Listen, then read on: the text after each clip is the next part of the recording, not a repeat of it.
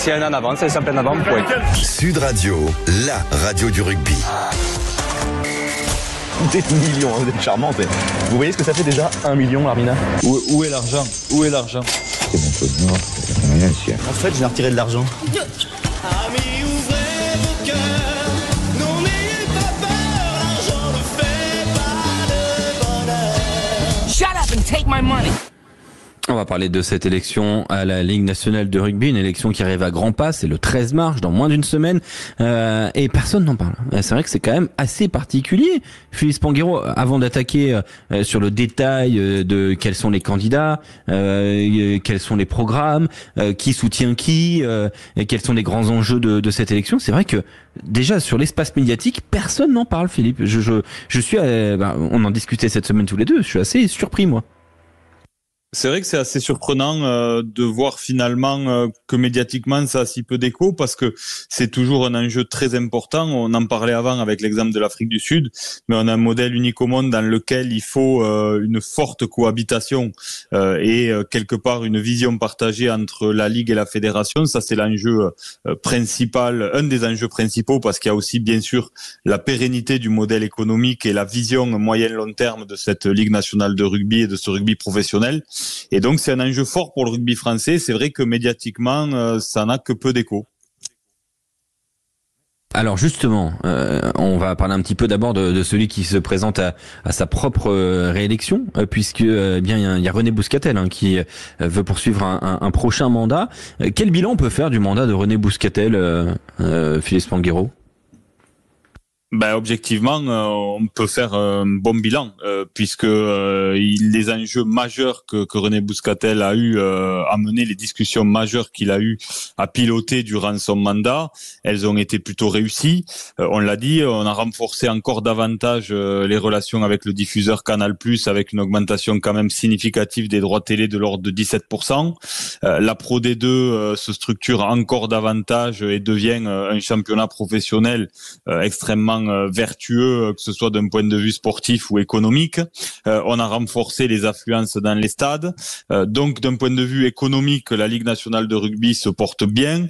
On a quelque part aussi apaisé les tensions qui ont pu exister auparavant entre la Ligue et la Fédération. On a rapproché un peu les points de vue. Donc, le bilan de René Bouscatel, il est objectivement bon. Un bon bilan de René Bouscatel, donc Philippe. Et quand on regarde aussi un petit peu donc son adversaire, Yann Roubert, qui est-il? Et qu'est-ce que en quoi sa vision diffère de celle de René Bouscatel?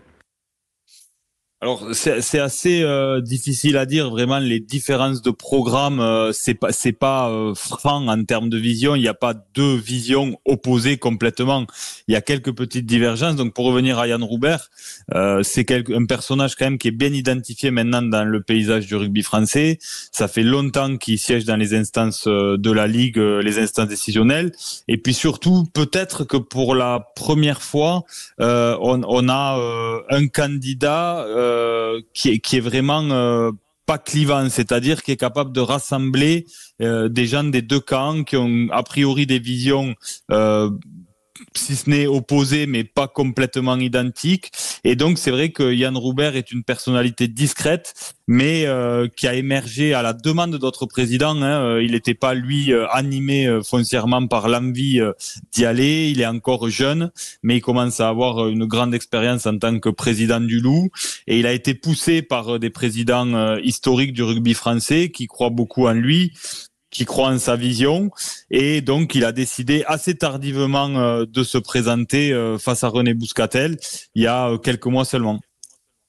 Justement, alors on ne sait pas exactement qui soutient qui dans ces élections. Alors déjà, comment va se passer l'élection, Philippe Spanghero? Quel est le processus de vote et quels sont les soutiens pour l'instant qu'on identifie dans le rugby professionnel français? Alors, tout le monde ne s'est pas prononcé assez clairement. Vous avez des présidents comme notamment Benjamin Gufflet à Dax ou Bernard Ponneau qui se sont positionnés plutôt en faveur de René Bouscatel. Et puis en face de ça, vous avez bien sûr Pierre-Yves Revol qui a pris fait et cause pour Yann Roubert, qui fait plus, qui cache plus son opposition à René Bouscatel après avoir été très proche de lui d'un point de vue personnel. L'écart s'est creusé entre les deux hommes là récemment. Donc après, il y a beaucoup de présidents qui se prononcent pas beaucoup. Ça va être une élection a priori assez serrée, comme souvent, parce qu'il y a quand même peu de votants, donc ça se joue toujours à pas grand-chose. Elle va se passer en 2 étapes. D'abord, vous allez avoir une élection d'un comité directeur qui va être élu en premier le matin. Ce comité directeur, il est composé de 10 personnes du rugby professionnel, 6 présidents de top 14 et 4 de Pro D2 qui doivent se présenter. Certains se sont déjà positionnés assez largement. Et ensuite, donc ce comité directeur, il est composé de présidents de top 14, de présidents de Pro D2 et de ce qu'on appelle les personnalités qualifiées. Donc vous avez des sièges attribués à la FFR, bien sûr. Vous avez des sièges attribués au syndicat des entraîneurs, au syndicat des joueurs. Et donc, en tout, il doit y avoir 17 sièges, je crois, un peu moins de 20 sièges, en sachant que forcément, les voix des présidents de top 14 et de Pro D2 valent 2 fois plus, ont 2 fois plus de poids que celles des autres personnalités qui siègent au comité directeur. Voilà. Et ensuite, oui, ce comité directeur, c'est important. Ce comité directeur élira son président dans la foulée. Alors, je parlais, la question globale de cette chronique, c'est est-ce une élection à fort enjeu? Mais justement, quels sont les enjeux majeurs de cette élection? Est-ce que le salary cap est un enjeu? Est-ce que la convention avec le 15 de France est un enjeu? Est-ce que la relation avec des potentiels fonds d'investissement est un enjeu? Est-ce que maintenir, par exemple, le top 14 comme le meilleur championnat du monde, faire valoir ce statut-là est un enjeu? Est-ce qu'il faut créer une ligue féminine professionnelle? Est-ce que ça aussi c'est un enjeu? Quels sont, selon toi, les enjeux majeurs de cette élection? Aujourd'hui, si on doit faire une liste des priorités, les sujets les plus clivants et ceux sur lesquels la campagne se focalise, c'est le salary cap. C'est un sujet très compliqué qui a été mis sur la table il y a quelques mois par des présidents. Bon, rappelons que on avait stoppé la hausse du salary cap il y a quelques années pour la geler. Certains présidents considèrent que aujourd'hui on ne peut pas aller plus bas parce qu'on a déjà fait quelque part marche arrière par rapport à des contrats de joueurs qui ont été signés sur une longue période. Et ça, management d'une équipe et du salary cap, c'est pas forcément facile à gérer quand on est président de club. Et donc, il y a des présidents qui militent vraiment pour rester sur cette base du gel du salary cap à 10,7 millions hors prime pour les joueurs internationaux. Il y a d'autres présidents qui militent pour la baisser encore. Ça, c'est l'enjeu un des enjeux les plus stratégiques de cette élection. Et puis, toujours en toile de fond, vous avez cette relation Ligue-Fédération. Il apparaît a priori que Yann Roubert est un peu plus proche de la vision fédérale qu'un René Bouscatel. Mais encore une fois, c'est assez ténu, donc je suis proche, pas mais pas conflictuel. Il n'y a pas de conflit ouvert. Non, voilà. Non, il n'y a pas de personnalité conflictuelle. Mais en tous les cas, ce sujet reste un sujet majeur parce qu'il y a toujours cette discussion de la mise à disposition des internationaux. Et puis, il y a un sujet qui est en train d'arriver sur la table, c'est la santé financière de la Fédération française de rugby qui amène des questions par rapport à l'équilibre avec sa Ligue nationale. Je le répète souvent, mais on est le seul pays au monde dans lequel vous avez une Ligue nationale qui est plus forte ou du moins plus riche sur le papier que sa fédération de tutelle. Donc ça amène beaucoup de questions, surtout dans une période dans laquelle la fédération, la maison mère quelque part est aussi en difficulté financièrement, du soutien du rugby professionnel envers sa fédération, qui peut prendre plusieurs formes, des aides directes, une remise à plat de ce qu'on appelle la RIF, la réforme des indemnités de formation, pour envoyer plus d'argent sur les clubs formateurs pour accompagner les petits clubs à continuer à se développer ou à pas mourir.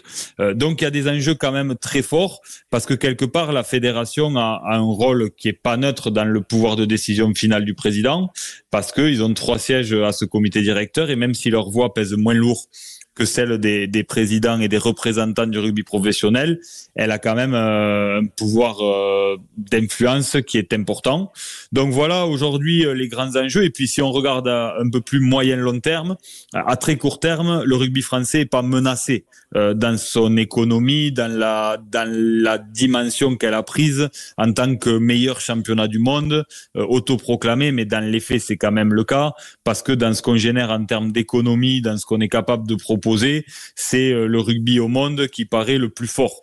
Donc ça, on n'est pas en danger sur ce point-là à court terme, mais en tous les cas, il faut toujours se projeter et avoir des visions moyen-long terme. Et là-dessus, il y a de gros enjeux pour pérenniser les sources de revenus, essayer de les développer encore. L'affluence des stades est un vrai sujet, la capacité d'accueil des spectateurs, le cahier des charges par rapport aux infrastructures, et puis ce rugby féminin qui est toujours un sujet en toile de fond, qui pour l'instant est encore un sujet, un poste de charge plutôt que un poste de recette.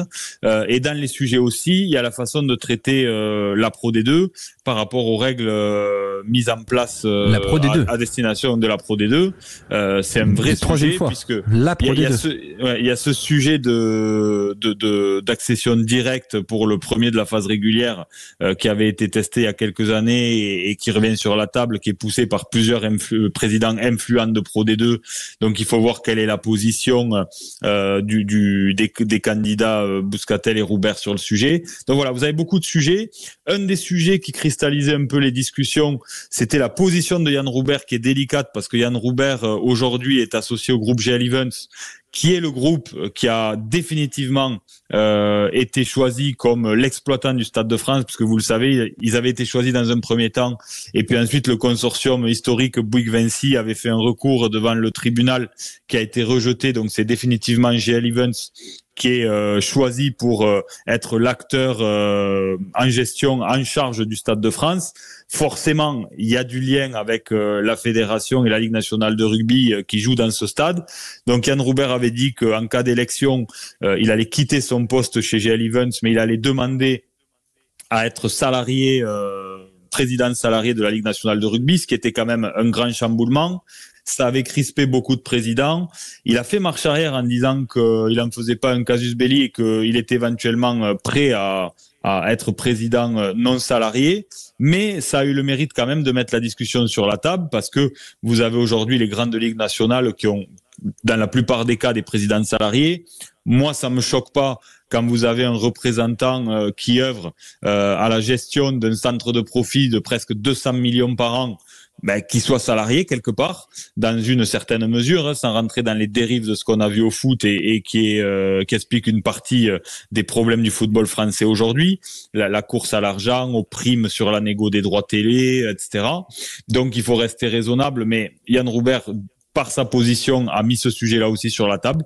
Donc voilà un peu tous les grands enjeux là en ce moment. On est en grande tension sur les derniers jours parce que, comme je le disais, il y a peu de votants, donc ça va se jouer à quelques voix. Chacun compte ses points. Sondage, mais en tous les cas, ton pronostic. Honnêtement, c'est dur à dire. Il y a un sujet qui dessert René Bouscatel.